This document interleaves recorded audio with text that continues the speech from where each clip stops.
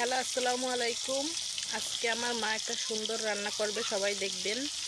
এই পেঁপে দিয়ে ইলিশ মাছ। প্রথমেই তেল দিয়ে দিয়েছিল, তারপর এই মাছটাকে সুন্দরভাবে ভেজে নেবে। এপাশ ওপাশ সুন্দর করে ভেজে উঠাইয়া দেখো বন্ধুরা, কত সুন্দর মাছটা ভাজা হয়ে গেছে। এখন উঠাই নেবে।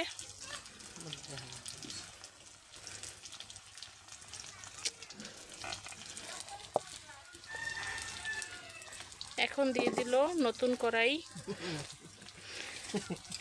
এটা আমাদের গ্রামের পরিবেশ, আমার মায়ের রান্নাঘর।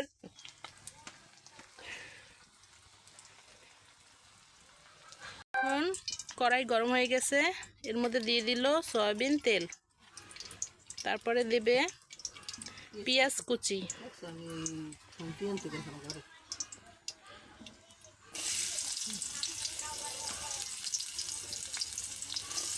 পেঁয়াজটাকে সুন্দরভাবে কষিয়ে নেবে।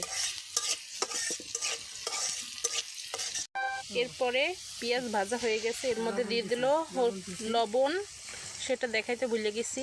এখন দিয়ে দিল হলুদ গুঁড়া, তারপরে দেবে মরিচের গুঁড়া পরিমাণ মতো, যে যতটুকু খায়। তারপরে সুন্দরভাবে এটাকে কষিয়ে নেবে। মশলা যত ভোনা ভালো হবে, ততই রান্না সুন্দর হবে এবং মজা হবে। মশলাটা ভোনা হয়ে গেছে, তার মধ্যে এখন দিয়ে দিল কচি কচি পেঁপে, কাঁচা পেঁপে।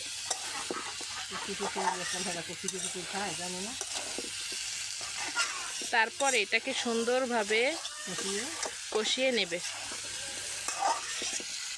তার কিছুক্ষণ পরে কষানো হয়ে গেলে পানি দিয়ে দেবে পরিমাণ মতো।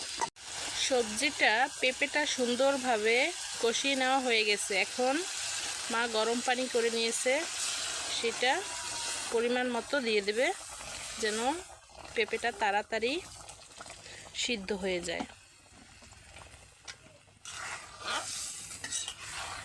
পেঁপে তরকারি আপনারা সবসময় গরম পানি দেওয়ার চেষ্টা করবেন, কারণ ঠান্ডা পানিতে পেঁপে রান্না ভালো হয় না। হ্যাঁ, ওই পেঁপে তরকারির উপরে একটা পর্দার মতো পড়ে। আর একটু লাগবে পানি, সেটা দিয়ে দিল। এখন এটা সুন্দরভাবে পানিটা বলক আসলে তারপরে আমাদের ভেজে রাখা মাছগুলো একে একে দিয়ে দেবে।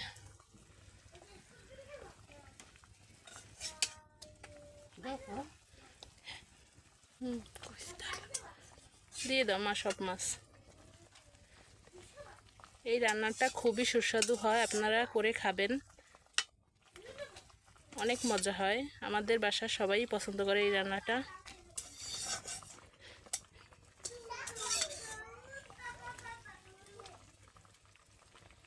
এখন দেখো বন্ধুরা, কত সুন্দর এটাই বলক আসছে। এখন সবজিটা যেন তাড়াতাড়ি সিদ্ধ হয়ে যায়, তার জন্য ঢাকনা দিয়ে দেবে।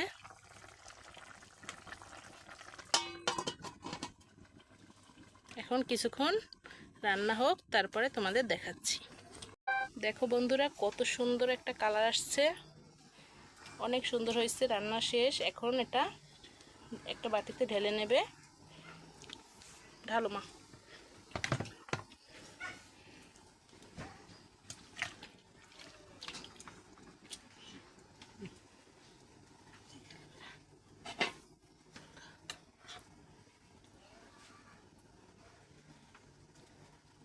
কত সুন্দর হয়েছে রান্নাটা, দেখছো? তোমরা অবশ্যই এটা একদিন রান্না করে খেয়ে দেখো, অনেক ভালো লাগবে। পরিবারের সবাই খুশি হয়ে যাবে এই রান্না খেয়ে। সবাই ভালো থেকো, আল্লাহ হাফেজ।